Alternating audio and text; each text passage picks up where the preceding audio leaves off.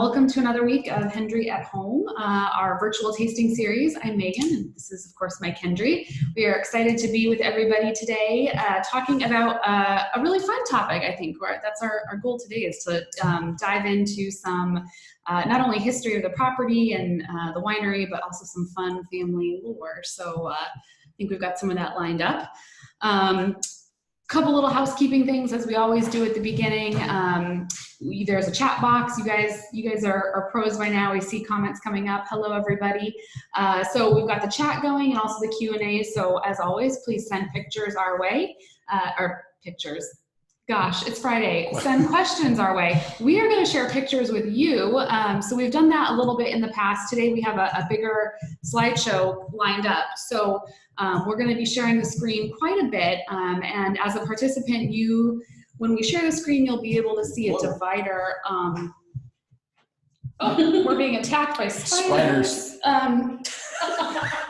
Carry on. We're live in case there were any questions.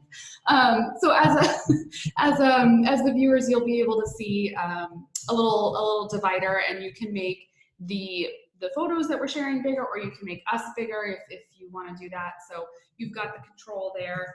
And of course, as always, don't hesitate to break into your wines. We're tasting today the 2017 Primitivo and the 2016 Block 7 and 22 Zinfandel.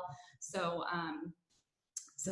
cheers, dig in. Right, and we decided to include these wines because if we're really talking about history, that Zinfandel with us goes back. Way back, yeah. It's the one grape we've been growing here all 81 years. So including some Zinfandels and sort of adding the Primitivo, which we haven't talked about before, we'll kind of work that into this. Yeah. This is, I think it's going to be a little different, maybe a little less factual and a little more fun.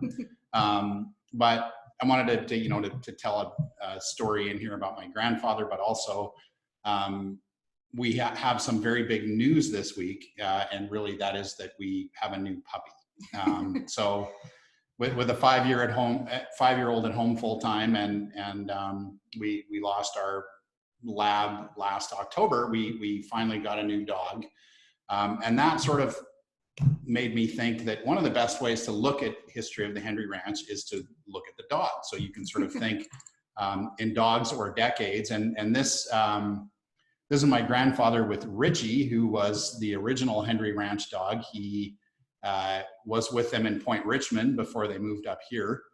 So your grandfather also named George. Right. The first George Hendry, right? Yes. So this is George Whiting Hendry.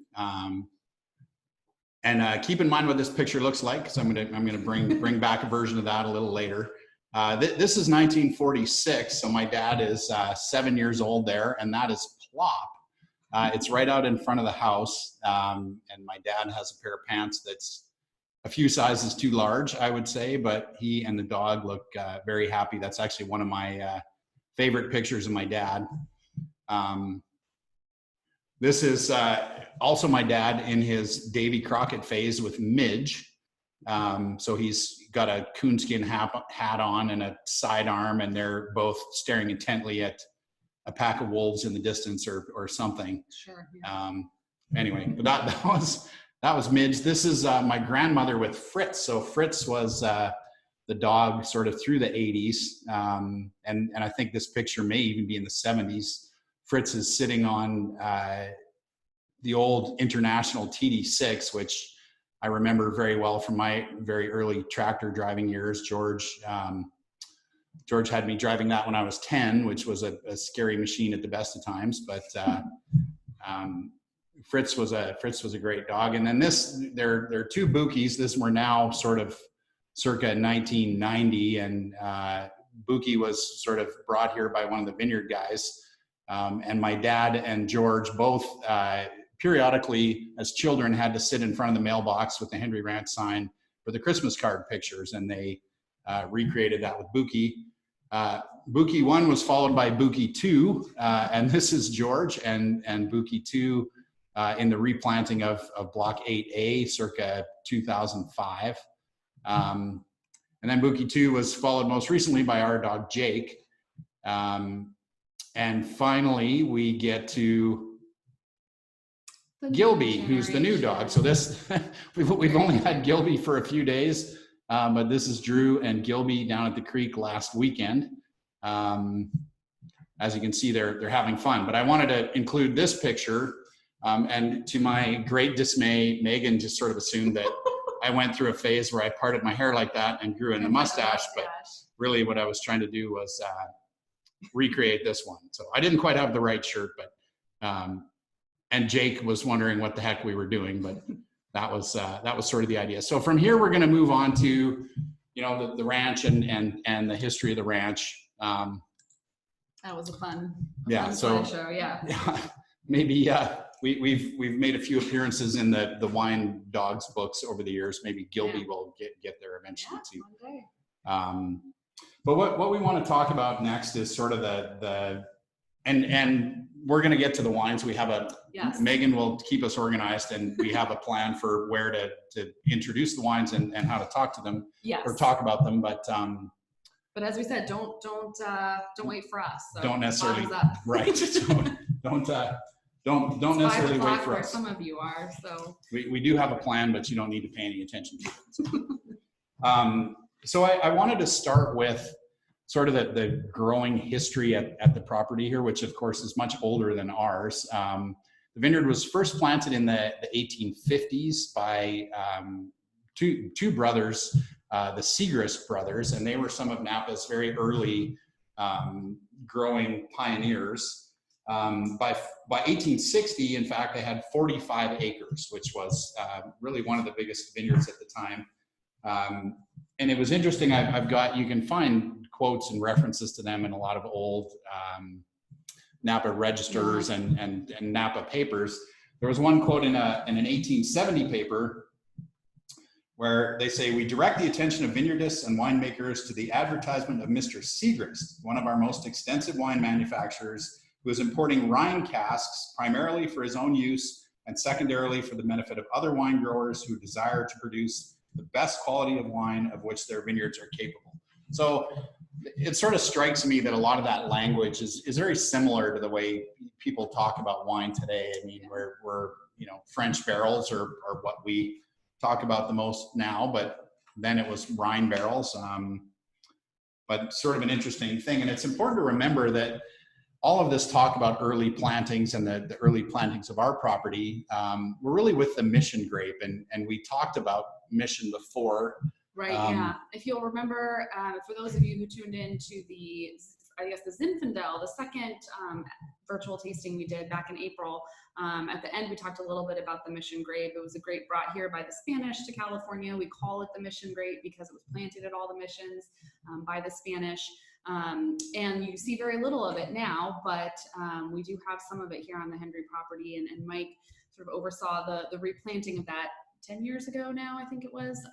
So it's just sort of a fun, and we do still have a little bit of it left for those who are interested. So kind of a fun, an interesting sort of historical grape that you don't see a lot of anymore. But at one point that was the grape all over California, and everything else was sort of considered a foreign variety or and it's important to remember this. I like to work Mission in whenever I can, but it is the grape on which the California wine industry was founded, and it really dominated that industry for almost 100 years, which is something to think about when you consider the other grapes we've talked about, including Cabernet and Chardonnay, and sort of how long their period of dominance has been. And for a grape that's now more of an afterthought, Mission had an incredibly long run. So this early planting was all about Mission.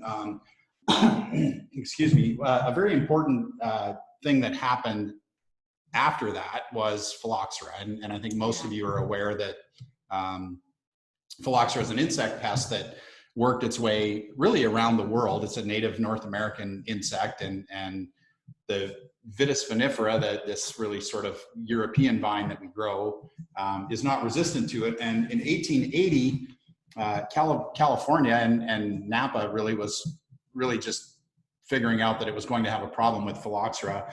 UC Davis produced a report on the occurrence of phylloxera in 1880. And in that report, we had the distinction of being the worst infested vineyard in all of Napa. So the quote from this report, just at the north entrance to Browns Valley, but still within that of Napa, are 2 vineyards, probably the worst infested in the whole valley. So in these 2 vineyards, they're talking about the Bumans vineyard, which is the vineyard my grandparents bought from the Bumans, and what had become what was the Segrist vineyard that was then owned by another guy. 2 years ago, Mr. Bumans, consisting of 80 acres, was attacked, and now 15 acres are nearly destroyed, and the insect is traveling very fast. So this is what's coming. And we don't have any pictures of the property from that time, but we do know if they list the Buman property as having 80 acres, what it really means is that it was entirely planted to grapes. So now we have a picture from 1888. This is just 8 years after that article. And the house that's in the middle of that picture is the same ranch house that we have here now. Most of you have seen it and driven past it. On the right-hand side of the house, there are a couple of big trees. And right behind those trees there are two big buildings you can see. One was an adobe building built by Salvador Vallejo that was destroyed, I believe, in the 1906 earthquake.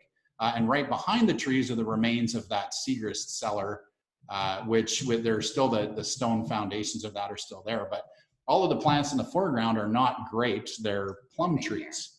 And this is really sort of the early, and many of the rootstocks from those vines still sort of exist along the fence lines out there. But Napa, as grapes became difficult to grow and no one had a solution for phylloxera, prunes became one of the alternatives and really remained that way for a long time. And then on the left, everything that's in pasture is the Buman property. And that's what all was planted just 8 years earlier. So things really sort of happened very quickly there. Between that picture and 1939, I'm not sure what happened, but I assume sometime around 1900, the vineyard that was there when my grandparents bought the property was planted. And that was Zinfandel with some other mixed varieties in it. This is a picture of my dad and George in one of the grape picking boxes in 1939. We don't know who Baloo was, but he's apparently very happy to be carrying around 2 small children. He's very strong, yes. whoever he was. Yeah, those kids are small but dense. So, but my grandparents bought this property in 1939, and that was 120 acres, more or less. And that came with 6 acres of vineyard. Most of the rest of it was pasture, and there was a small prune orchard. This is George in one of the grapevines that existed there at that time. And given the size of that vine, it makes me think that the vineyard was planted close to 1900. This is proof of George's old farmer credentials, in case anybody ever doubted that. And these are, so this is 1941, and my grandmother and grandfather had just sort of completed this renovation of the porch. My grandfather is sitting, my great-grandfather, excuse me, that was my grandmother's father, is sitting on the railing there. And what's in all these trays are plums. So these are the drying racks to turn the plums to prunes. In the background, this is the old winery that I don't know when that was developed, but that was a winery that I assume dated to the 1800s. So Mike, I think it'd be interesting to talk a little bit about why your grandparents bought the ranch. And, you're pointing out these old, the old winery and some of these drying racks and everything for these other crops. Was that did they come here with the intention of farming, or were there other things going on? So, right. And my grandfather was a professor of agronomy. So he taught agricultural science of different kinds. We're going to talk a little more about his work later in this, but very importantly, the University of California at that time was really kind of based in Berkeley, and Davis was the sort of the farm branch of it, or where the agricultural branches, the agronomists did their experiments and work. And he was commuting back and forth from Berkeley to Davis quite a lot. So Napa was kind of a convenient halfway between point. And I don't think there was any, other than having the ranch sort of help support itself with the grapes and the prunes and the pasture, I don't think there was any plan to sort of enlarge commercial agriculture there. And in fact, I'm not exactly sure how that would have gone. My grandfather died suddenly in 1946, so there may have been a lot more that 1945, excuse me. There may have been more that he would have done, but we're never quite sure. Yeah. But then that really became a lot of what your grandmother did, right? To sort of keep things going, which I think is, and that became a big thing. These are some of the Christmas cards from those years. Those of you who've been to Napa and Sweetie Pies, these are bags of feed probably for goats that they say Napa milling on them, and that's right where Sweetie Pies was. These are some of the goats. My dad still talks about them. Where the winery is located is in this hillside now. It's interesting, there are many more trees on these hills now than there were then. But this is my grandfather and my dad and George. It looks like 1954 there, perhaps. And she really kept things going through those years without my grandfather, and that was a very difficult time.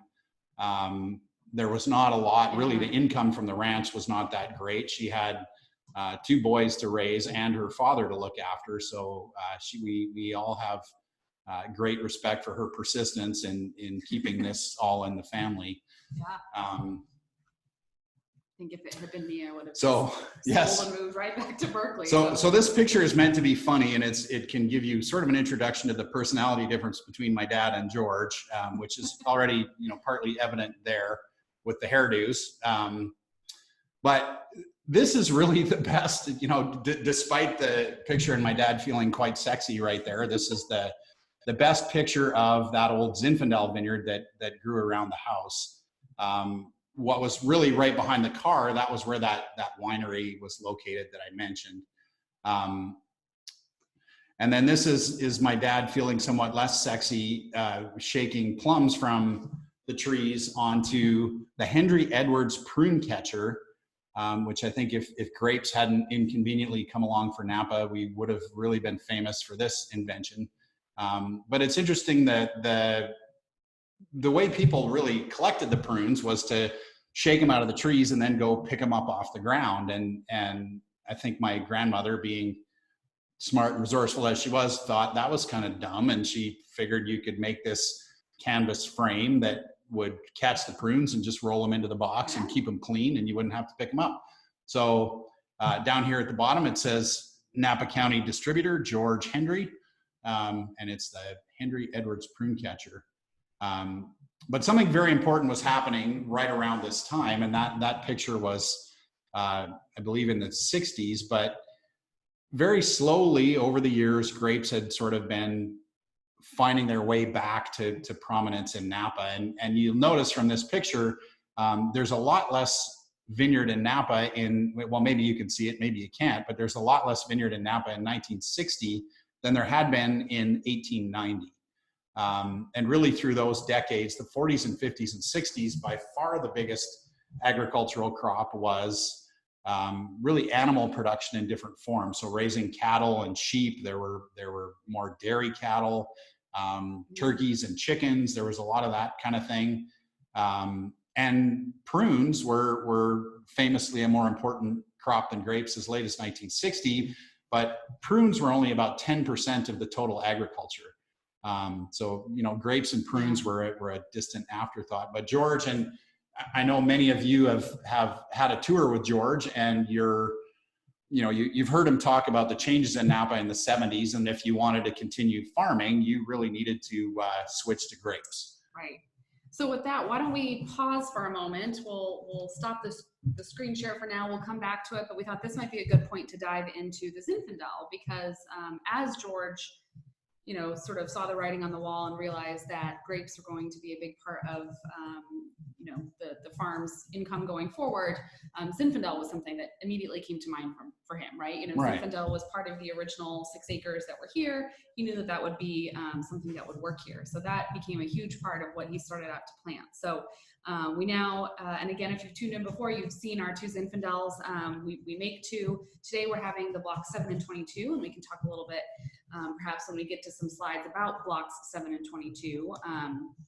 But that is in many ways sort of one of our largest pieces of production, or largest wines of production, and something that I think a lot of people know us for. So yeah, and we've cheers. alluded to in some of our other discussions, we've talked about what people think of climate and what they think grows where and well. And at that time, so George really started replanting this in the mid 70s. So in 1972, he built the reservoir. In 73 and 74 and 75 was the replanting of the vineyard. But he, of course, talked to people about what to plant and where to plant it. And everybody said, you can't grow Cabernet there. And Chardonnay, in fact, was sort of gaining popularity, but really wasn't an obvious choice yet. And he knew Zinfandel worked very well. So most of what was planted here was planted to Zinfandel, and that was about 50 acres. And then there was another 12 acres or so of Pinot Noir. And then ultimately 40 of those 50 acres of Zinfandel were grafted over to Chardonnay and Cabernet. But in the 1975 planting was block 7, which was 9 acres. And we still have most of those vines. So George is not necessarily a fan of vine age just for the sake of vine age. I'm maybe a little more so like that. But I think those vines that we still have in block 7 are sort of historic to this moment in our history and what was happening here and in Napa. And I think they're an important part of the vineyard that we still have. When we started making wine, block 7 was the first Zinfandel we made. And I talked earlier about, as our vineyard expanded and we bought a neighboring property, we added block 22, which was the same clone. So when we get to the Primitivo, I'm going to talk a little more about clonal variation and what that means. But this is, block 7 and 22 that you have. It's really been, we've been making a version of that wine all along. Block 22 is about a 4-acre block. Block 7 is a 9-acre block. And we combine them in this one. Yeah, and it's delightful, delicious. It's a good one. Thanks. So I hope you're enjoying the slides. We're gonna go back to more of those and keep moving. But this is what the ranch looked like in 1970. It's the same house again, and I know many of you recognize it. Those vines in front of the house were golden shastless vines. I don't know what the other names for that are, but my grandmother expanded the vineyard slightly by planting those golden shastless vines. And this is really, this is the road out to the winery. If you've ever been here before, you can see this road going back to the 1888 picture. But off to the right here was pasture. I know there was a cherry orchard in there at some time. And it's also interesting that you can kind of recognize these are the sycamore trees that now are much bigger along the lane there. And this was where the middle of block 8 and 9 are in 1970. The city of Napa water tank was built about a decade earlier there. But that pasture was all leased to ranchers. So here's George in 1973 with some of the first Pinot Noir vines. This stuff is actually right out in front of the winery in what's now block 3. We really do it the same way. As you can tell, he in the early days, and there wasn't even a ton of money for irrigation systems, but he had one drip hose that he would use for multiple rows. So when you wanted to water things, you had to go along and lift the hose from one row to another and line it up and irrigate the young vines. But we really do it the same way. We still use the same milk cartons to control them, and we've changed the trellis system somewhat, but it's not that different how we do it today. And no one has to lift a hose anymore. Right. You've got every row's got its own hose, right? Actually, and now in fact we have 2 drip hoses in every row, and that's to sort of help us fine tune young vines with mature vines. But this is looking across block 8 and 9 in 1974. And these are the tops of the rootstocks coming out. As you can also see, the plan here was really not to have a trellised vineyard. These started off as head trained vines.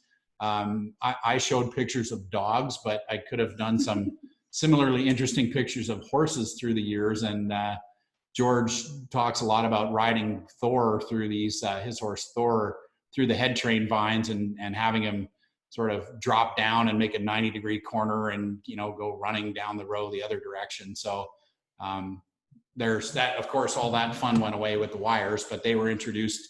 First, it was a 3-wire trellis, and then in the mid-'80s, we extended it to a more modified vertical trellis. But initially, head train vines were the plans. Obviously, my participation through these years was not very important, but my kind of early time in the vineyard with my brother looked a lot like this. And I didn't think much of it at the time, but what we were doing that year was burning the last of the old Zinfandel vines from those blocks around the house. We had a couple big piles and a really super fun diesel cannon that made a big fire, which was really fun for boys about our age. Yeah. And then we really continued. So through all these decades, we had been selling fruit. Most of that had been going to the Christian Brothers winery.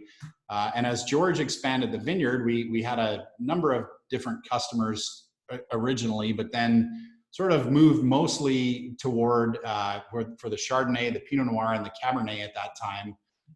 The Robert Mondavi winery and Opus One were our main customers.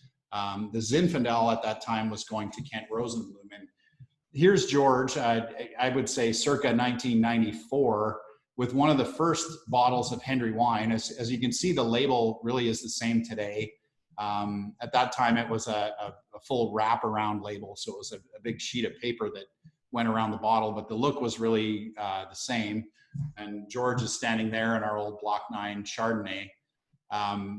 The next very important step for us was to add the adjoining vineyard to the south. So that was a vineyard that was owned by the Dimmick family. And before that had been planted by the Franciscan winery. When we inherited it, it was really all dying from phylloxera and all had to be replanted.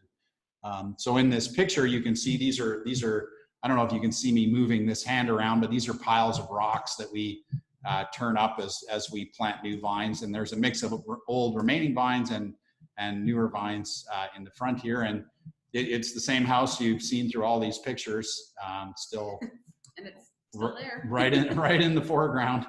And then as our wine production grew, eventually we reached a point where it made sense to build our own winery building. And that's the one that you know today. But this picture was taken in 2000. And we were, trying to actually this may be early 2001. The first harvest in here was 2001, but we were still sort of hanging the doors on at the time the grapes were coming in. So this is either well, it must be early 2001 here. And as you can tell, there's a lot to do to get it ready for harvest. So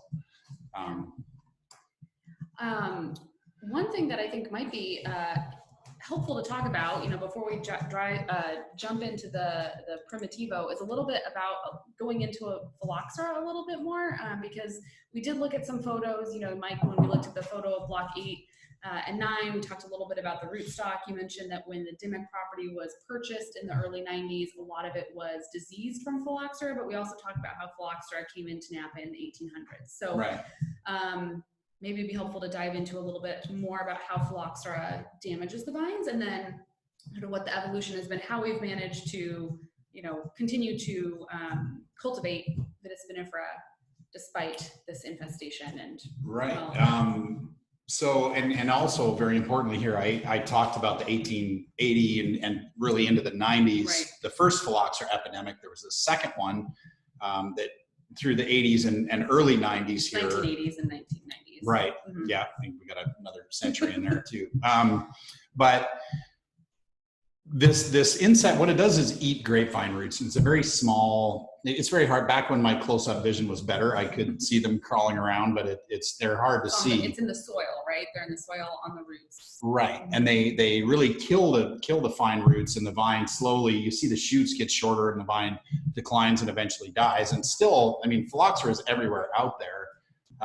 And occasionally we have, the way we deal with phylloxera, there's actually now some fairly kind of comedic attempts to control phylloxera back in the early, parts of the epidemic in the 1800s. Yeah, people like injecting the soil with all kinds of chemicals. And inject the soil with mercury and do like all kinds of toxic sorts of things, and trying to flood vineyards. And the French government at some point offered some hundreds of thousands of francs. I don't remember off the top of my head, but it was a big reward for anyone who could figure out how to solve this problem. And the solution became, and not surprisingly, I guess this is, it's common in other kinds of agriculture and even, horticulture, growing flowers and things, you use rootstocks, and often you're using a rootstock that tolerates a certain type of soil or is resistant to a certain type of pest. So the solution to phylloxera became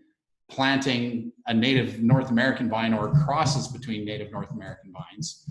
And that's another big topic in viticulture, what rootstock to use and how to use it.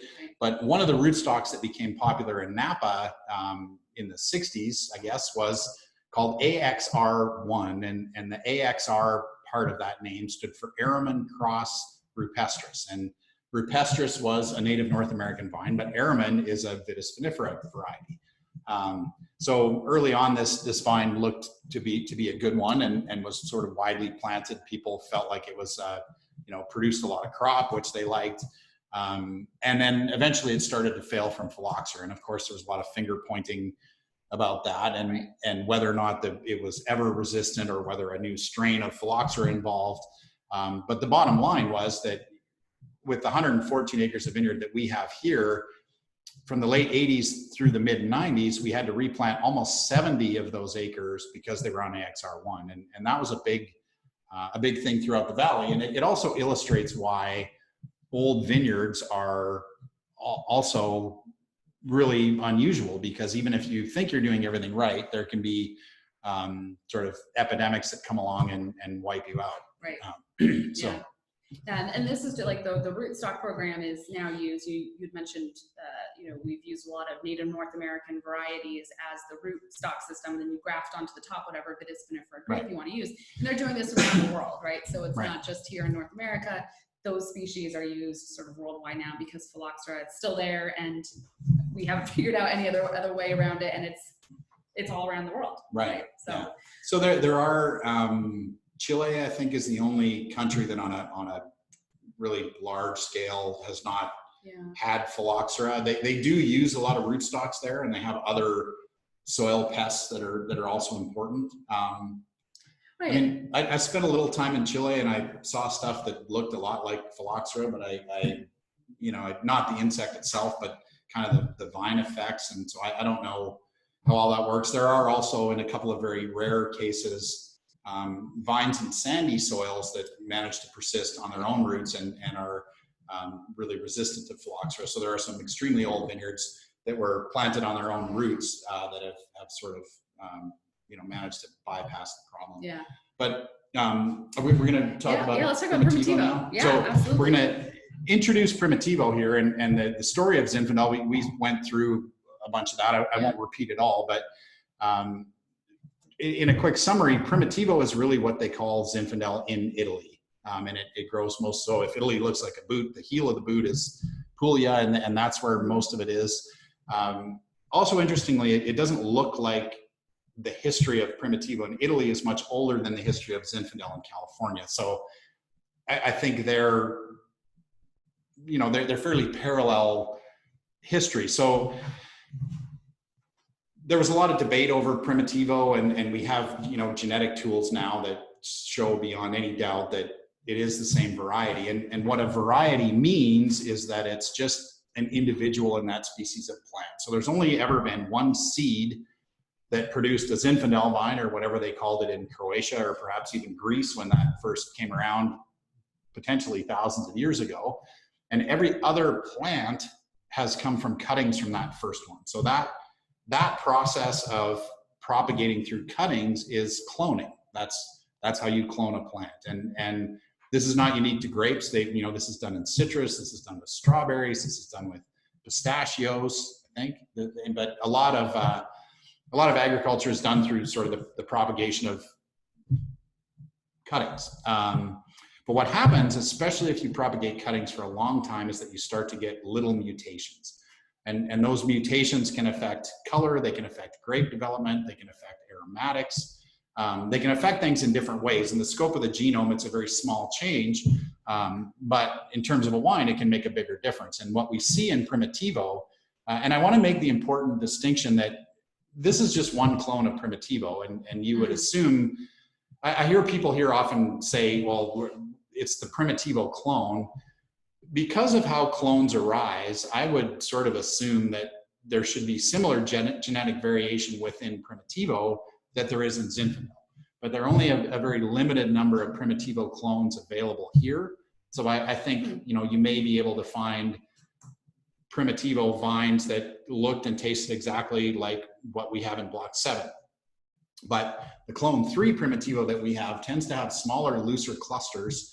And just from a cluster shape standpoint, it looks a little differently than the other Zinfandel that we have. This is sort of consistent with the kind of clonal variation that we see in some other grapes. We have, you know, small cluster clones of Chardonnay, and it's, you know, it's nothing unusual. But the Primitivo tends to produce a fairly, you know, it's interesting. Primitivo is not as well understood.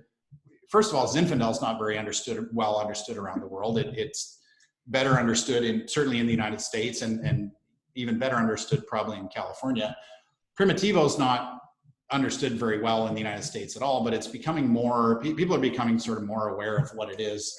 And it's always been one of the wines that is popular here at the winery when people taste it, because it has a very sort of pleasant, rich, it's not particularly tannic.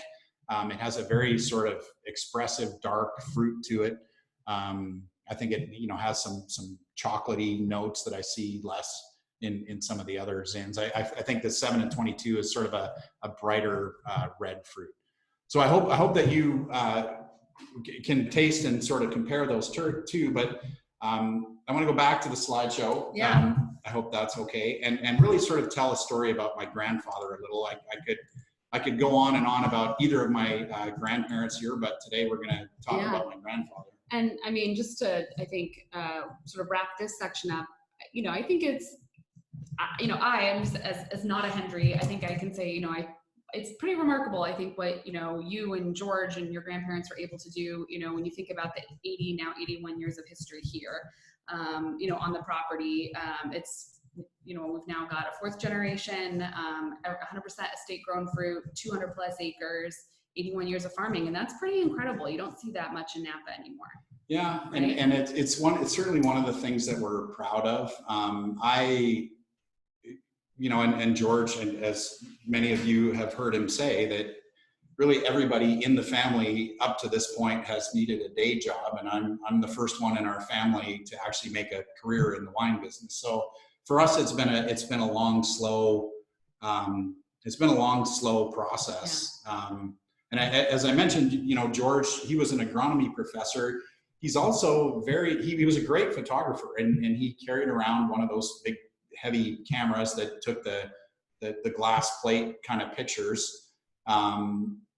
The archivist at UC Davis told me that most of the best early pictures of UC Davis are ones that he took.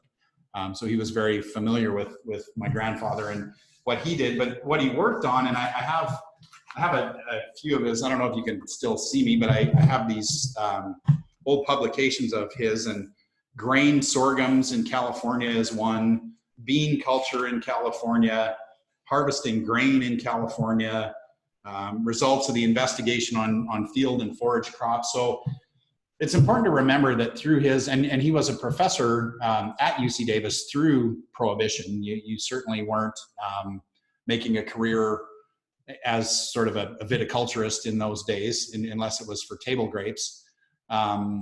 But he had a wide range of interests, and he also was fascinated by the early Spanish history in California, and particularly the adobes and buildings. But he also traveled around the world. So here he is in the 20s. I'm guessing he was the only guy at the pyramids that day wearing a heavy wool tweed sport coat while riding his camels, and a bow tie, which he often wore.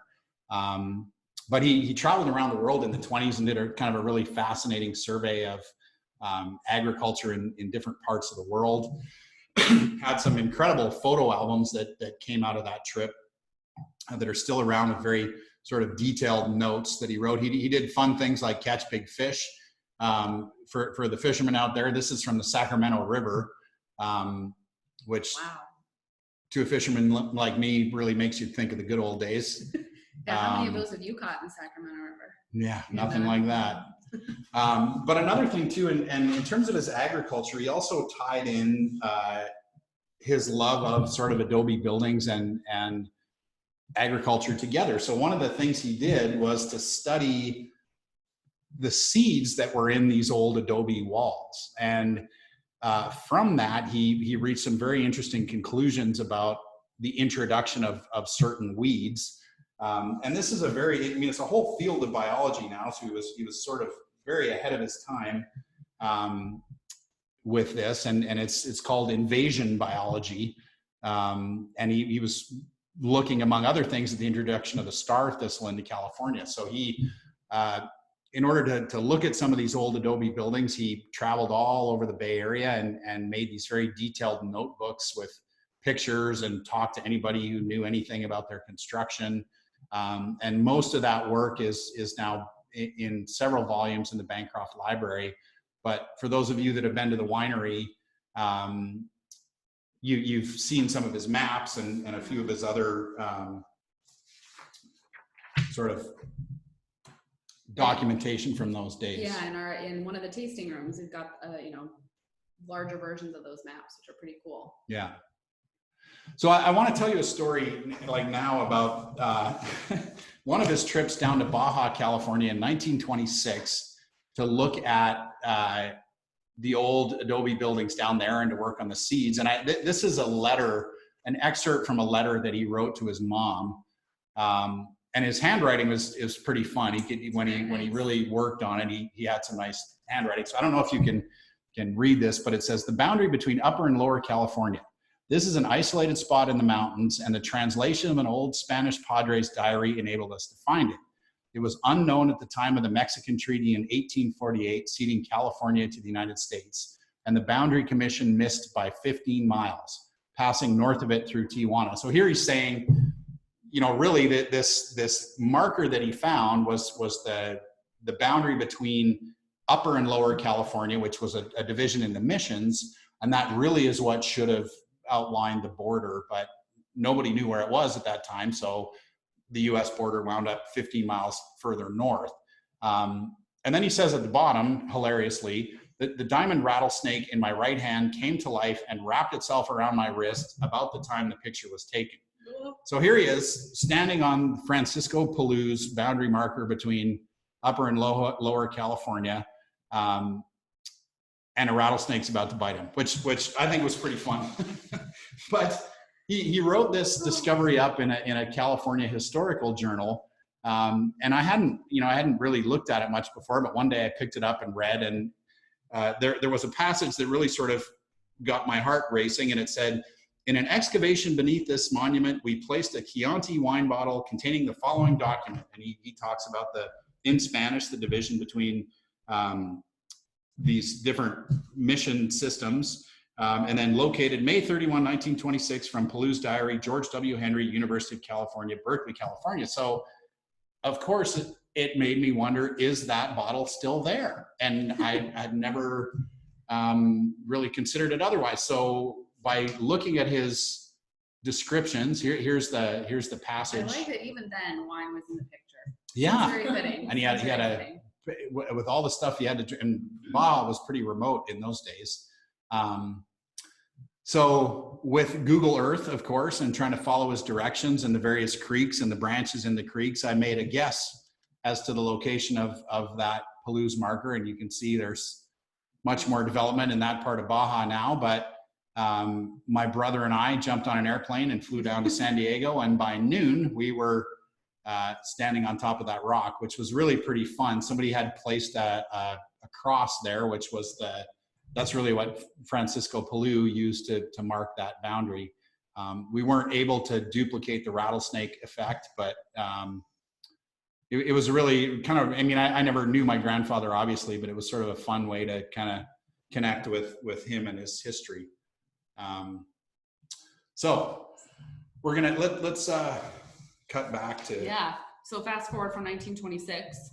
So all the way to 2009, when a very happy thing happened. Yes. You got married. I got married, and Molly and I started. Molly, who is Megan's cousin, in fact, started making another wine. So this is the bonus wine that we're going to introduce to you. I know many of you have seen this before and seen it at the Hendry Wine Club events, but this is another family project for me, but it's Molly and Megan's family. So Bill Moore is Molly and Megan's uncle, and he owns what is one of the most historic Zinfandel vineyards in Napa. It was planted in 1905, and it's really received a lot of attention through the years. It's done very, very well for a number of different wineries, and it's now has the distinction, we talked about clones and clonal variation. It has the distinction of being one of only 4 vineyards that has a heritage clone named for it. So this is what the vines look like. This is the old style of farming in Napa. We call this head trained, and it's also field blended. So there are a few other grape varieties mixed in there. And I think earlier you had pointed out in one of the pictures of Block 8 that those vines were head trained, and it was sort of hard to see in the photo. So I think this is actually a really good example up close of what a head trained vine looks like without any of the trellising and all of that. And for a period of years, they need to be supported by a stake in order to go upwards. But as time goes on and they develop a big enough trunk, they sort of stand there like little trees, and they're I mean, there are parts of it that are much less practical. It becomes very difficult to get a tractor through there and to do some of the usual sort of vineyard care that we do. But in the right place and with the right grape, this kind of trellis architecture or lack thereof, can make some of the most interesting wine there is. So we wanted to introduce this. Wanted to introduce this wine to you. It looks like this. It's something that we make 300 to 500 cases of it, depending on the year, and it's really made in more or less the same style as these other Zinfandels.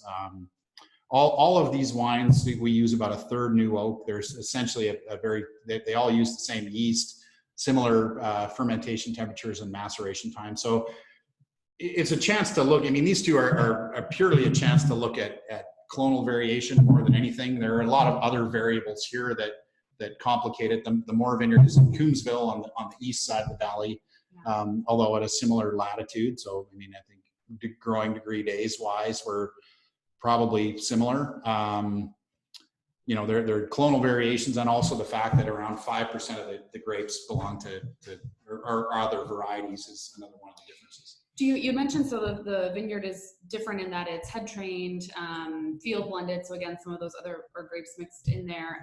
Also dry farm, so no irrigation. We talked a little bit about the irrigation out in the Hendry property. Do you think that makes much of a difference?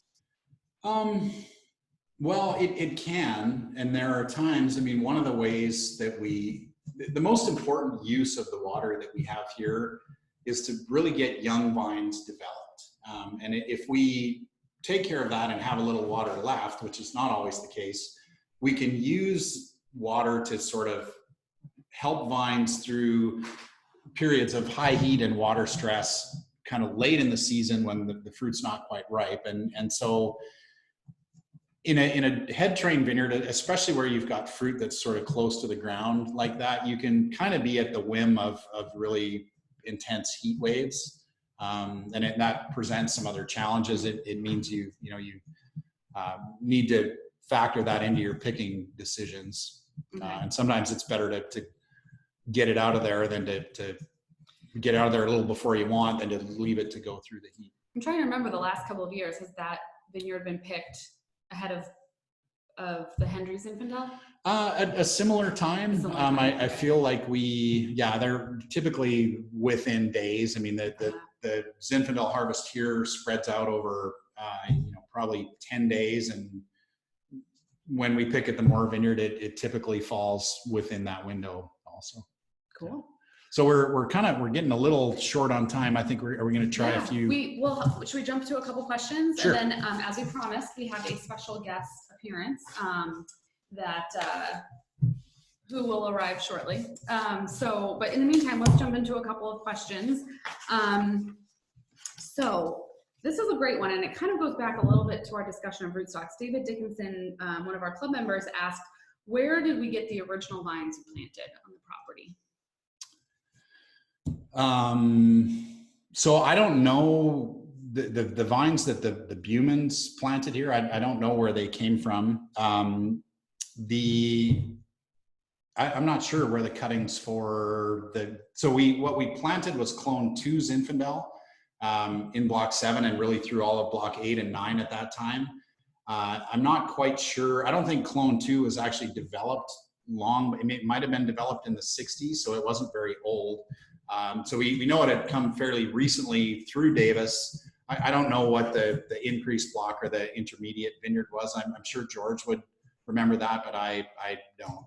But it is clone 2. Clone 2 is the Zinfandel that we planted first.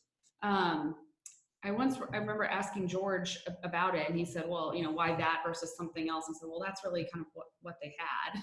Yeah. That was recommended. So he went with that. But we'll maybe do a little digging. And if you tune in a couple of weeks, we'll have a mailbag episode and we'll save this one and maybe try and do a little more research. And I think it's also important to know that there's been an evolution in technology in understanding really one of the biggest reasons for having a clone is to have something with a known disease status, and our ability to, there are big, viruses are the most important thing. And there are, maybe 15 different viruses that we kind of know how to test for. And some of those are more economically important than others, but having sort of virus-free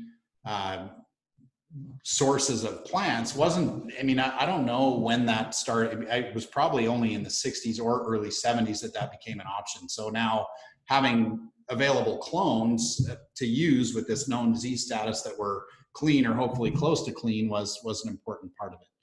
I spy our special guest. So I think we'll hold on to some of these other questions and get to them either in the mailbag episode or at the end if we've got some time. Do you want to introduce the special guest? Or why don't I will here. So as we said, Hendry is now enjoys 4 generations. Hi, Drew. Hi. You can wave and say hi to everybody. So this is Drew Hendry. Drew, what have you been up to today? I don't know. You don't know? Did you have school? Yeah. All right. Did you play with Gilby? Yeah. Oh, is this Gilby? So here is Gilby.